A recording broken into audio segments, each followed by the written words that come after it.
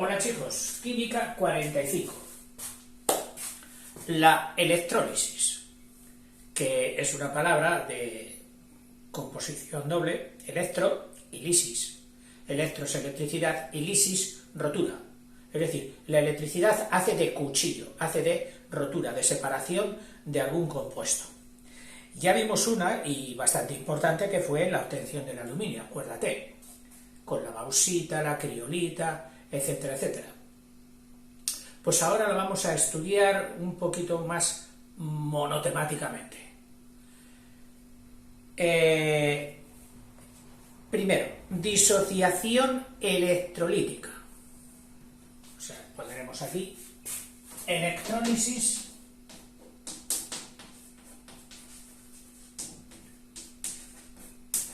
yo siempre la he dicho de forma esdrújula, aunque me parece que hay alguien que también lo sigue pronunciando o lo pronuncia electrolisis, de forma llana. Dentro de la electrolisis, lo primero que vamos a ver es la disociación electrolítica. Disociar es lo contrario de asociar. Asociar es juntar, disociar es separar. Disociación electrolítica.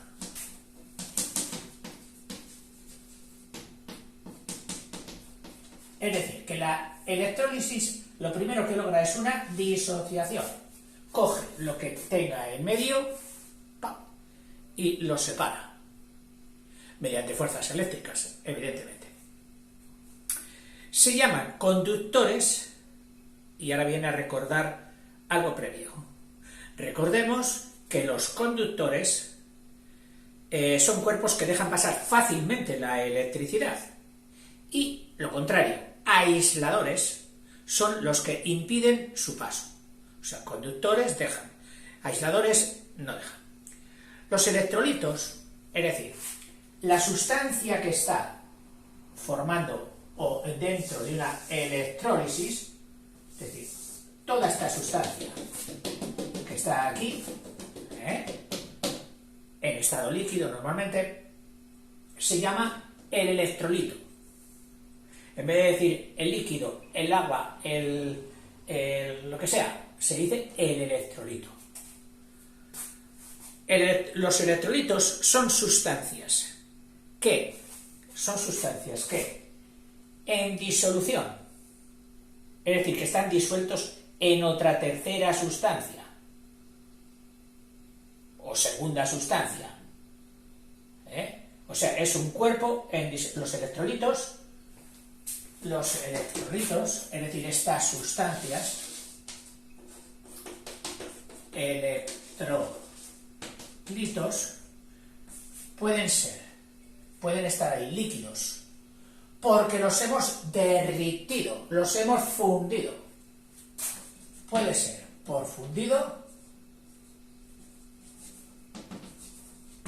o puede ser por disuelto. Por fundido no necesitarán ninguna sustancia más. Ellos solo los coges, los metes en un crisol, los metes en un horno, hasta que llegas al punto de fusión y sale líquido. Y esta temperatura enorme, en algunos casos, es lo que constituye este líquido fundido, es lo que constituye el electrolito. Esto pasaba con el aluminio. Mientras que si está disuelto, es que ha necesitado de una partidora, que suele ser el agua u otro disolvente. Es decir, el electrolito, aquí en el disuelto, pues sería un soluto, que es el cuerpo que tú has echado, y el disolvente que estaba esperando para disociarlo, para partirlo. Soluto y disolvente. Y estas son las dos clases de electrolitos. Veremos ejemplos de ambas. Dice, los electrolitos, tanto estos como estos, todos, son sustancias que en disolución o fundidos, conducen la corriente eléctrica por estar disociados en dos o más iones. Es decir, tanto los fundidos como los disueltos están disociados en dos iones. Es decir, un grupo de átomos con carga positiva que se ha separado de un grupo de átomos, es decir, se ha disociado. Parte de la molécula forma el ion positivo y la otra parte de la molécula forma el ion negativo. Y por lo tanto, al haber cargas eléctricas, conducen la corriente, es decir, son conductores. A los electrolitos se les llama conductores, pero de segunda especie. ¿Por qué? Porque en la conducción eléctrica que hacen, transportan materia. Es decir, esta materia la llevan a algún sitio en especial. Conducidos por su estado cargado, por su positividad o su electronegatividad, se mueven, transportando corriente eléctrica, pero lo que transportan es materia. No solo la corriente eléctrica, transportan también materia. Por eso se les llama conductores de segunda especie. Dice, no solo transportan electrones, que también lo transportan. O sea, transportan los electrones que aquí están en defecto, o aquí están en exceso. Transportan electrones, es cierto, pero transportan también materia, los electrolitos. Cosa que un cable de cobre, este es un conductor de primera especie. Este es un conductor de segunda especie. Le han dado solo el carnet de segunda. A este no. A este le han dado el carnet de primera. Porque la electricidad pasa, transporta electrones, pero cuando dejan de circular los electrones por él, el cobre ni se ha enterado. Tú lo miras. Oye, que por ahí, a ver cómo lo ha dejado, que por ahí ya está pasando la electricidad. ¿Que cómo lo va a dejar? Nada, igual que estaba. Conductor de primera. Aunque tanto las disoluciones iónicas,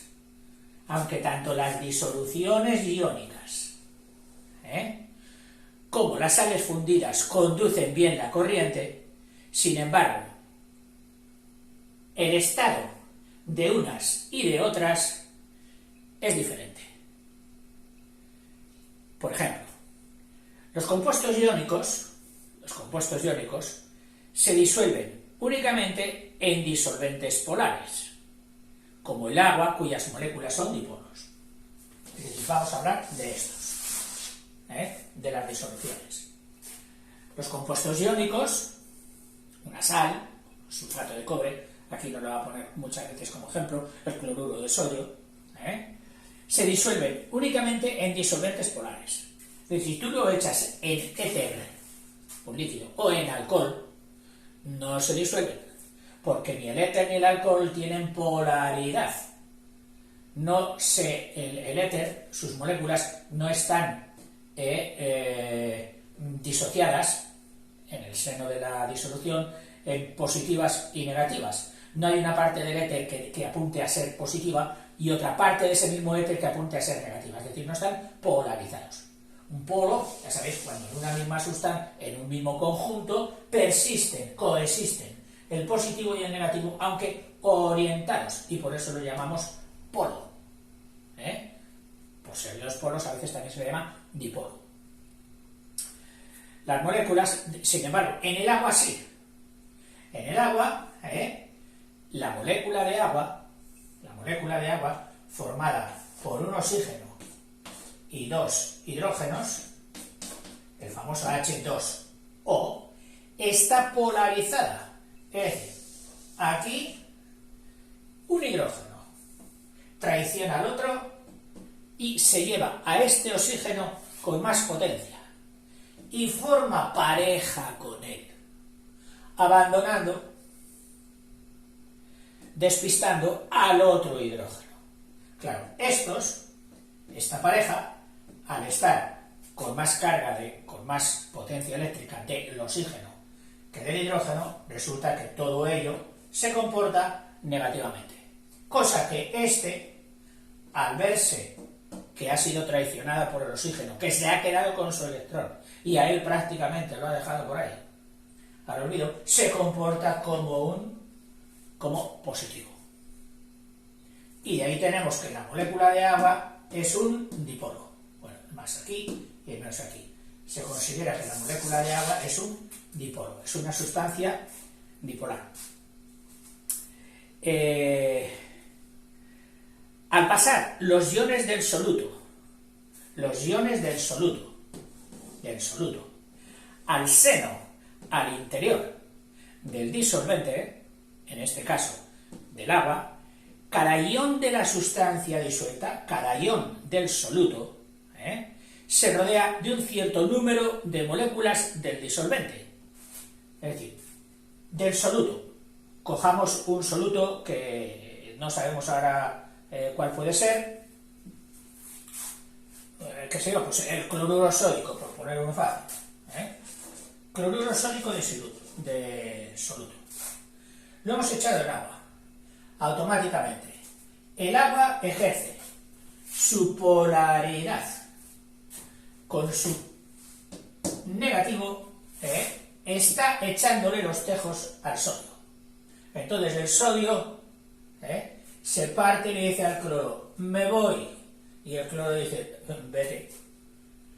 Y este átomo de cloro,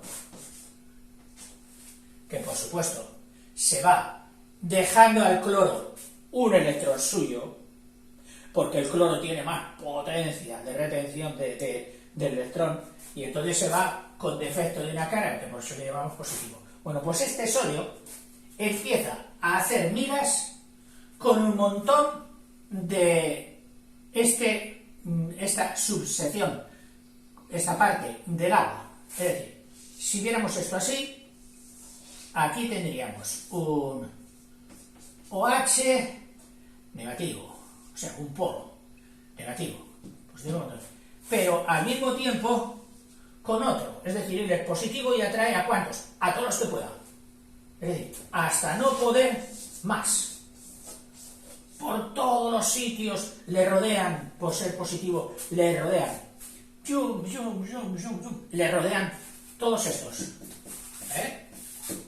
Los grupos OH negativos. Podemos decir que lo han dejado tapado. Que lo han dejado... Bueno, pues hay un verbo que en química se utiliza para esto. Lo han solvatado.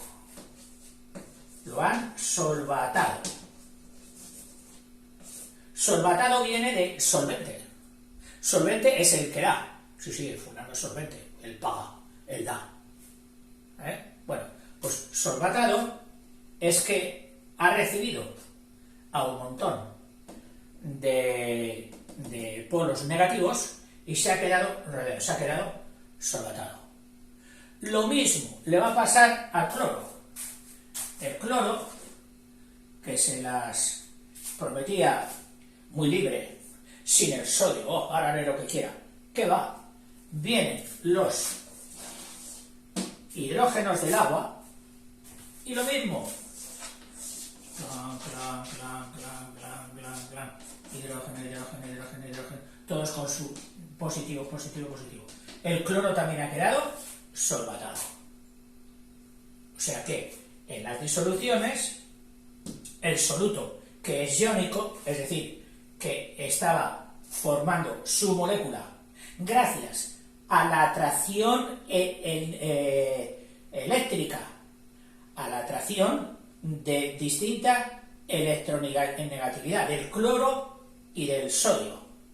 O sea que por eso se dice una unión iónica, que es una de las uniones de las moléculas, internas de las moléculas. Estaba la covalente, estaba la metálica y estaba la iónica. En la iónica sabíamos que era porque el cloro, haciéndose el pretencioso, omnipotente, se cogía el electrón del sodio y se cargaba negativamente. Constituía ya un centro negativo. Claro, como había dejado al sodio sin su electrón, el sodio actuaba de positivo. Y esa misma carga de negativo y positivo era la que les mantenía unidos. Eso es una unión o un enlace iónico. Bueno, pues cuando el disolvente el soluto que echas es de esta naturaleza, tiene enlace iónico, ocurre esto.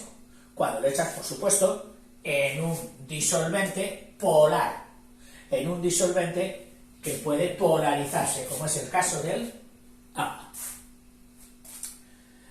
El fenómeno en general recibe el nombre de solvatación, y en el caso más corriente, en que el disolvente es el agua, pues esta solvatación se llama hidratación. O sea, cuando la solvatación se hace no con otro, que habrá otros disolventes polares, digo yo, pero cuando se hace en concreto con el agua, en vez de decir solvatado, podemos decir hidratado, y significaría lo mismo. O sea, es un fenómeno de solvatación e hidratación.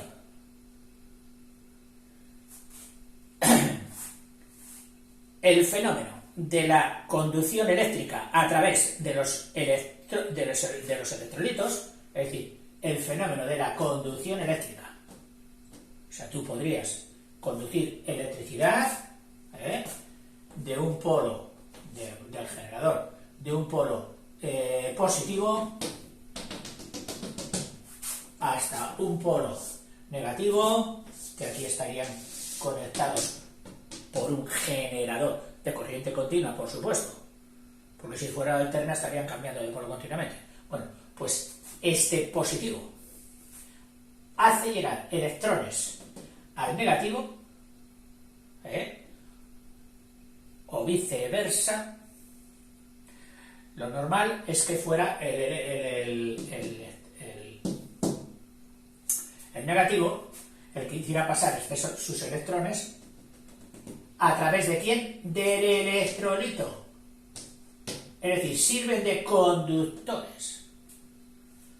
Por eso hay que tener cuidado que dices, no, eso es agua, eso no es metal, eso no da calambre, no da corriente, no te puede pasar nada. Normalmente el agua no es agua destilada, son sales. Y las sales están ionizadas, constituyen electrolitos. Y los electrolitos son conductores. Entonces pueden conducir la electricidad, un cable pelado con otro cable pelado a través del agua, y a través de ti, si te pones en medio, y te puedes electrocutar.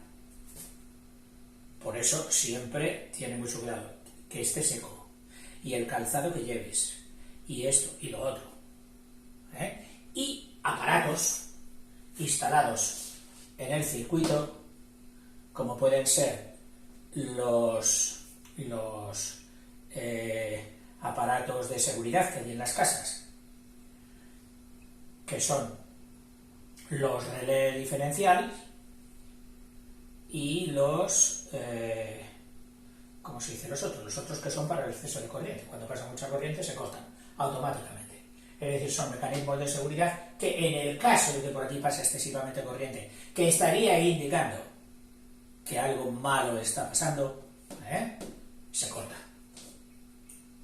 Se corta. Aún así, son buenos. Hay que ponerlos obligatoriamente. La ley lo manda. Pero no te fíes. Es decir, cuando una cosa es tan importante, no hay que fiarse por muy buena que sea. Es como aquel que dice, mi coche tiene unos frenos fabulosos. Es capaz de frenar en 4 metros yendo a 80 por hora. Bueno, y vas a ir así y te vas a exponer en que cuando hay un obstáculo, una pared, pisar el freno solo cuando faltan 4 metros. Eso es otra cosa. Sí, las indicaciones y las facultades del coche te lo dicen, pero no lo hagas. No lo hagas. Bueno. Un señor, Svante Arrhenius, creo que era sueco, sí. Su padre era comerciante o, bueno, tenía un negocio, ¿no? Y tenía su libro de cuentas. Y en su libro de cuentas, donde iba introduciendo el haber y el restar, sumar, restar, pues el niño, desde pequeñito cuentan que con 3 años entendió lo que hacía su padre allí, que sumaba y restaba y no sé cuál, y se hizo un pequeño genio de cálculo. Dejaba asombrosos a todo el mundo de la facilidad de cálculo que aquel niño con 3 años tenía. La mente humana es prodigiosa. La infravaloramos muchas veces. Cuando cogemos niños pequeños y decimos, no les enseñes a esto todavía, no les enseñes. Yo no soy partidario de eso. Yo soy partidario de darles de comer todo lo que pidan. Como hacen hoy en la crianza física, en la crianza de bebés. Hoy dicen, no, antes se les daba mamar cada 3 horas. Ahora no, ahora como dicen, a demanda. Es decir, cuando el crío lo demande, ¡pum!, teta al canto. Bueno, pues yo con la enseñanza soy de esos. A demanda. Otro día hablaré, esto ya es didáctica, pedagogía, etc. Y otro día hablaremos, que es muy interesante.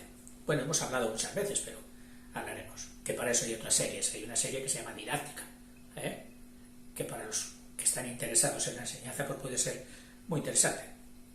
Este chico, bueno, ya de mayor, con barba, etc., Svante Arrhenius, fue el primero que estableció la hipótesis de la disociación iónica. Es decir, que cuando había un electrolito era porque algo se había disociado, partido, en iones positivos y en iones negativos, diciendo que las sustancias se ionizan al disolverse. Cuando se disuelven, él decía que las sustancias se ionizan. Dice, lo cual solo en parte es cierto, pues que cuando los electrolitos procedentes, como es el caso del cloruro sódico, tienen un enlace iónico, los iones ya estaban antes de disolverse. Los iones ya estaban, sí, en estado seco, pero estaban. Y era el cloro negativo el que mantenía unido fuertemente al sodio positivo, sin estar disuelto, solo por contacto, por abrazo mutuo. Bueno, más del cloro al sodio, el sodio al cloro. O sea que ya los iones ya existían. Ahora, tiene razón que cuando no es un iónico, cuando no es un soluto iónico, sino un soluto, por ejemplo, covalente o algo así, pues las disoluciones, con sus disolventes polarizados, con sus tenacillas que tiran de uno y tiran del otro, los pueden disociar y convertirlos entonces sí en iones, aun cuando en su molécula no fueran las cargas eléctricas las que les mantuvieran unidos. Supuesto el electrolito disuelto, es decir, una vez que el electrolito está disuelto, no hablamos de fundido ahora, al colocarlo en un voltámetro, que así se llama todo el recipiente, voltámetro, o pila con los electrodos unidos con los electrodos, que yo los he puesto lateralmente, normalmente los ponen así, o como en el cobre, que ponían uno arriba y otro abajo. Bueno, los electrodos. Que están unidos, lógicamente, por un generador, que genera la corriente continua, pero corriente. Dice, unidos a los polos de un generador, los iones positivos, que son los cationes, van hacia el polo,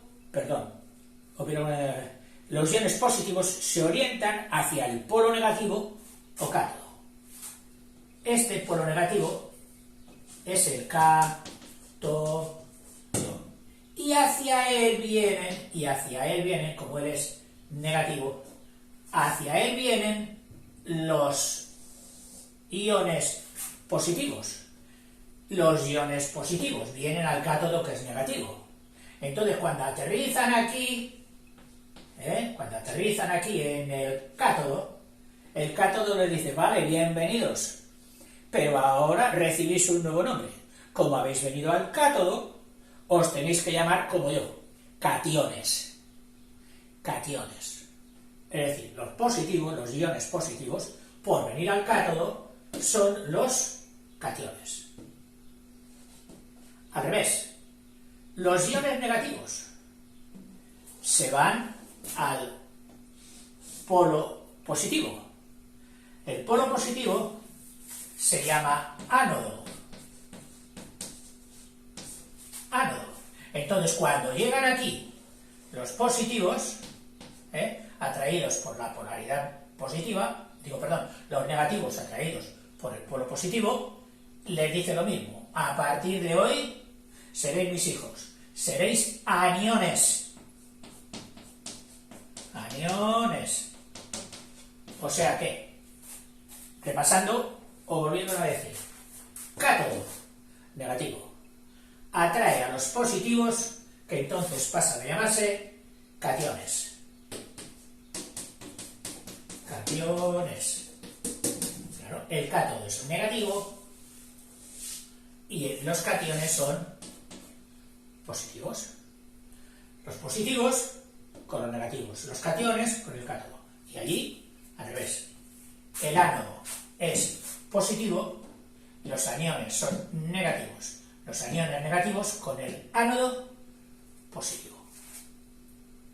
Esto conviene encontrar algo mnemotécnico, algo que te haga, en caso de duda, que cuando no somos químicos y estamos muchos días sin tocar la química, pues el día que te sale a flote algún tema de estos empiezas a decir, ¿cuál era el cátodo? ¿Cuál era el ánodo? ¿El positivo? ¿El positivo? ¿El positivo? Bueno, y yo de pequeño me quedé con una cosa que aún así luego tengo que pensármela, es decir, tengo que deducirla, pero una cosa me quedé. Cuando tú a alguien le dices, le quieres decir, no, ¿qué quiere decir eso? No. Muchas veces aquí en España utilizamos la expresión K. K, que es un apócope del ¿qué va? ¿Qué va? Eso no, ¿qué va? ¿Qué va? Es una frase interjetiva, de negación. O adverbial, de negación. Y del ¿qué va? La apocopamos en el K. Entonces yo decía, cátodo. K, es decir, no a todo. No a todo. Y no a todo es negativo. Y ya tengo algo, ya me salgo por ahí. El cátodo es negativo, y entonces empieza a decir, si el cátodo es negativo, los cationes que van a él porque son positivos. Y si él es el cátodo que es negativo, el ánodo tiene que ser positivo. Y los aniones serán negativos, puesto que van al ánodo. Pero ves, ya tenía que hacer mi clon. Bueno, mira a ver si encuentras otro artificio, otro artilugio mnemotécnico, es decir, para acordar, para ayudar a tu memoria sobre ánodo, cátodo, anión, catión. A lo mejor no lo necesitas porque tienes una memoria tan feliz que no te surge la duda. A mí sí que me surgen. Cuando ahora mismo, pues no, porque lo tengo muy actualizado. Pero cuando pase 3 días, pues a lo mejor vuelve otra vez las dudas a mi mollera. En fin, continúo.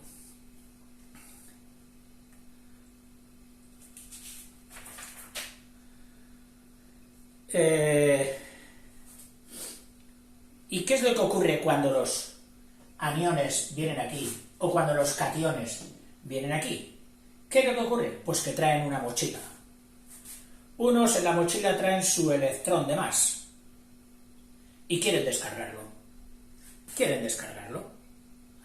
El cloro viene con su menos y le dice al cátodo, agárrame este electrón, te lo doy. Y entonces y yo me quedo en cloro molecular, en cloro atómico. Sí, pero tú, cloro atómico, normalmente no estás solito, con un solo átomo. O sea, tú te quedas monoatómico. Pero eso tiene fácil arreglo. Con el siguiente que sale a continuación de mí, lo cojo, me asocio con él y formo una molécula cloro. Y entonces ahora ya soy gas. En el momento que hago una molécula con 2 átomos de cloro ya soy gas. Y si soy gas y estoy dentro de una disolución líquida, de un electrolito, lo fácil es salir. Oye, esto despide un olor y un gas como amarillento. Ten cuidado, que es cloro. El cloro se te puede meter por la pituitaria y reacciona enseguida con el agua y te quema, es decir, forma ácido, te quema. Es una cosa fuerte. O sea, con eso hay que tener cuidado. Uno de los profesores que me dio química a mí, no el que hizo este libro, otro anterior, siempre nos contaba que él, de adolescente, cuando estaba en el laboratorio con sus profes y sus compañeros, no se le ocurrió otra cosa que meter la nariz allí y pegar una buena aspiración de cloro. Pues me parece que tuvieron que llevarle al hospital. Claro, en esas alturas ya se reía.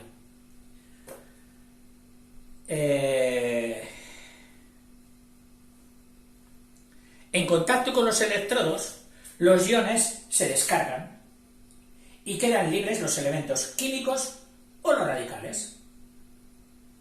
Radicales, qué sé yo, aquí son elementos químicos porque es una molécula biatómica de solo 2 átomos, uno de cloro y uno de sodio. Pero en el caso, por ejemplo, del sulfato de cobre, cuando se disocian, pues tenemos aquí un SO4 negativo, que se vendrá aquí, será un anión, y el cobre positivo. Este con 2 electrones de más y el cobre con 2 electrones de menos, porque es bivalente. Entonces dice, cuando se descargan el cobre, vamos a ver que siendo positivo se ha dirigido al cátodo. Y en el cátodo le dice el cobre, oye, vengo con 2 electrones de menos, vengo con 2 huecos. ¿Me podrías dar 2 electrones para ser para ser cobre atómico, monoatómico? Y le dice el cátodo, mira, a mí me sobran electrones, coge todos los que quieras. Y entonces el cobre coge sus 2 electrones y se convierte en Cu atómico, que ya toma color de cobre, se solidifica, etcétera, etcétera. Y parece un milagrito que donde solo había un electrolito líquido y no se veía casi nada, más que un poco de turbidez, pues empieza a aparecer el cátodo que se va poniendo del cobre que se le queda pegado. Qué interesante. Sodio. Sería una manera de producir sodio, de producir cobre. Ya lo veremos. Bueno, lo vimos con el aluminio, pero ahora podemos verlo con el cobre. Eso por respecto al cobre. Y este grupo, que se comporta como un solo ion, aun cuando tenga 5 átomos, 4 de oxígeno y 1 de azufre, pero se comporta como un solo grupo, un solo ion negativo. El solo ion negativo que habrá venido aquí, al ánodo. ¿Y qué hace? Pues como viene con esta sobrecarga eléctrica, le dice, toma, ánodo, ahí te doy mis 2 electrones. Y el ánodo dice, sí, que yo soy positivo y los electrones negativos me encantan. Se los coge. Y entonces queda esto, pues así. Lo llamamos radical. Radical era el complemento de la otra parte de la parte más pequeña de la molécula. Por una parte el cobre, un ion, y por otra parte el ion SO4, que cuando se le quita esto, pues le llamamos radicales, se le suele denominar por Rs, radicales. ¿Y qué hará este? Pues este es muy inestable. Este, en cuanto salga por ahí a dar un paseo, vuelve a juntarse con el cobre. Y vuelve a regenerar otra vez el sulfato de cobre. No con este cobre que ya esté puesto aquí, solidificado, sino con el cobre que esté por aquí todavía en forma de ion. En forma de ion. Y vuelve a reparar, a resurgir el sulfato de cobre.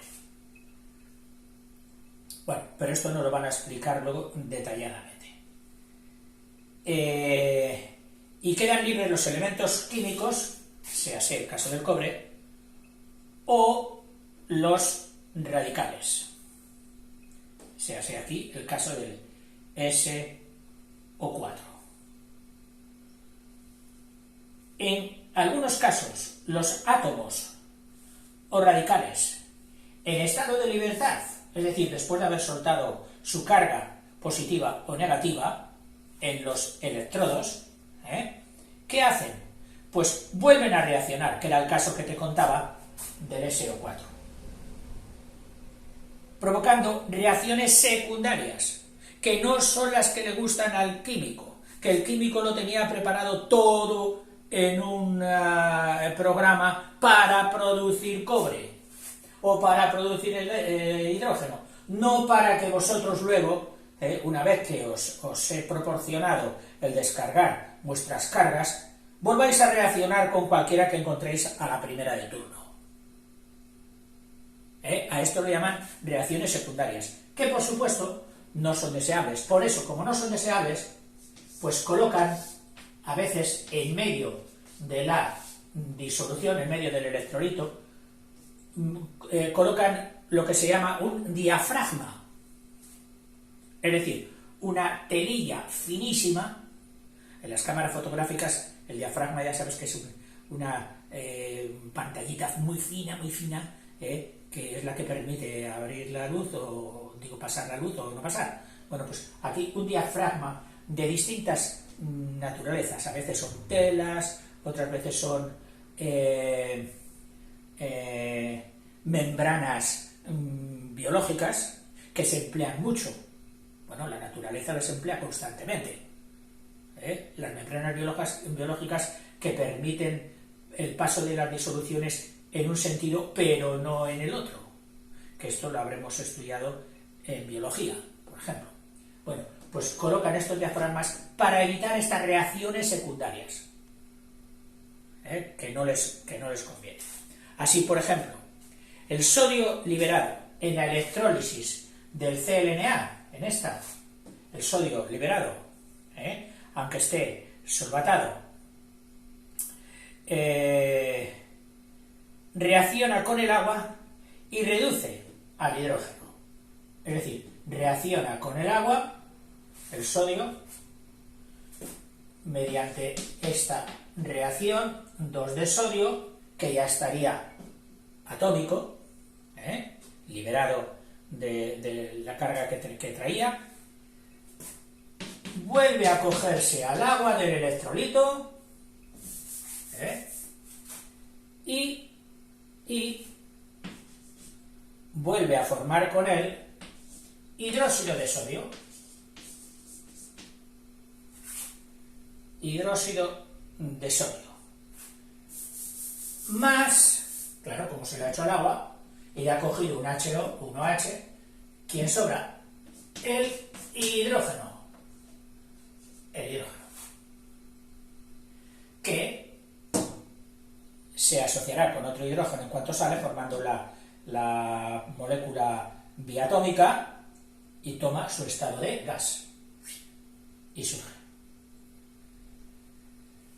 Esto sería una de las reacciones secundarias, según el caso, no deseadas, a no ser que el propósito fuera obtener hidrógeno. Bien. Tenía ahora ejemplos y aplicaciones de la electrólisis. Y son 3 ejemplos. Uno en un caso de fundido, otro en un caso de disuelto, y otro ya dentro del caso de disuelto, uno muy famoso, que es la del ácido sulfúrico disuelto en agua. Esto Y otro ejemplo, también de ejemplos de la electrólisis, la obtención del cobre puro. Es decir, el cobre muchas veces está con impurezas, cuando se le ha sacado de las piritas, o se le ha mezclado con cobre de recuperación, que hoy llamamos cobre de reciclaje, que se almacena en las chatarrerías. Pues entonces se coge tanto el cobre resultante de las piritas como con de las recuperaciones o del reciclaje, y mediante una electrólisis se le purifica, que va a ser algo también muy interesante. Bueno, chicos, una vez más había preparado un doble bocadillo y solo hemos podido comernos uno. Bueno, vamos a dejar tiempo para digerirlo. Hasta luego, chicos.